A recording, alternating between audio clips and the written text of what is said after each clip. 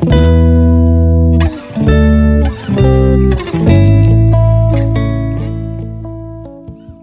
thought it might be fun to have a look at some black pigments. I don't tend to use black at all in my painting. Very rarely do I reach for a pure black pigment.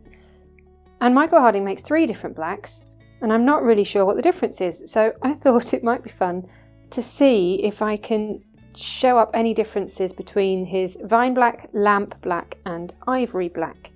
I'm aware the pigments are from different sources, but I'm not quite sure what that means in terms of their colour. So let's just look at them on their own and see what happens. I'm on a transparent palette here to try and show up any colour differences between the blacks. So the Ivory Black, oh gosh, that's a good start. The Ivory Black is quite warm. It's almost brownish when I spread it out. And this, I believe, is from Bone Ivory Black.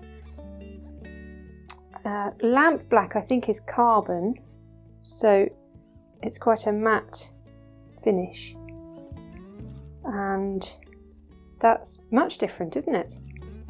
Gosh. Cooler, blacker. Sounds a bit silly, but this is definitely, the Lamp Black is making the Ivory Black look really quite brown. The Ivory Black's surprisingly warm. I wonder if that's more useful for portrait work, being a bit warmer like that. The Vine Black is the only black I ever have particularly used, and I don't know how it really differs.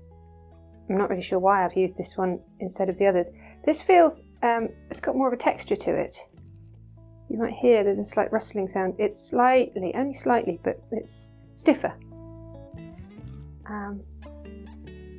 And more similar to the Ivory Black in colour, warmer still I would say, more ochre coloured. Where this is more brownish, I would say that's moving more yellowish perhaps.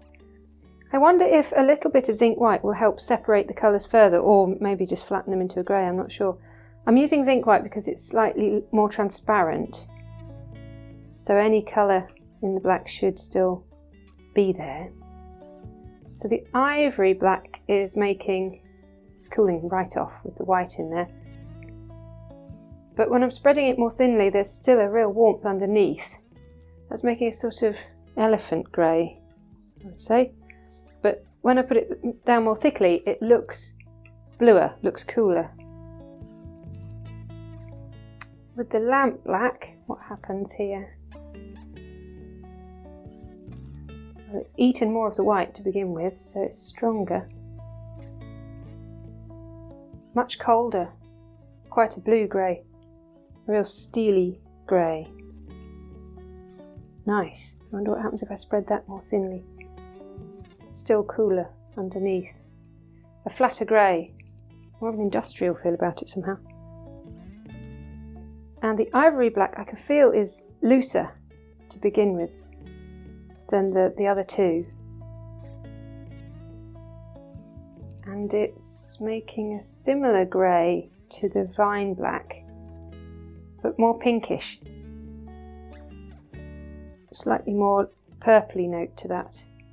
And spread more thinly, it is still quite similar to the Vine Black, but it feels different. The Vine Black is stiffer, this is looser. I guess it must have a smaller particle. Interesting.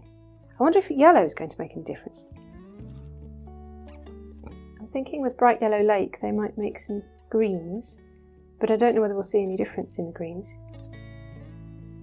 So that's the Ivory Black, making a good olive, as you would expect really. A bit more yellow, see where that goes. Yeah, that's a good olive green. Will this be any different?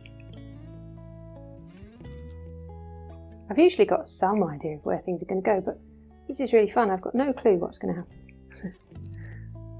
That's a greener green, so I guess it's behaving more like a blue-black, which it has throughout, hasn't it? So it's definitely much colder, that carbon Lamp Black.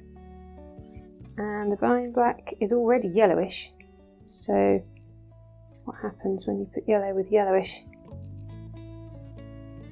More of a mustard.